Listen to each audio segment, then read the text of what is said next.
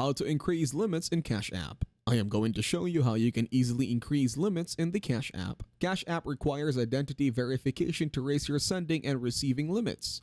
To verify your identity, you will need to provide your full name, date of birth, and the last four digits of your social security number.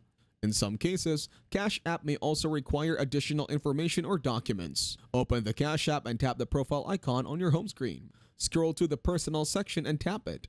Enter your information in the required fields. After submitting your details, Cash App will process the information. Verification usually takes up to 48 hours. Once verified, you will receive a confirmation email and notification within the app. Once your identity is verified, your new limits will be applied automatically. Typically, verified users can send up to $7,500 per week and receive an unlimited amount. If you encounter any issues during the verification process, or if your limits have not been updated and after verification, you can contact Cash App through the app for assistance.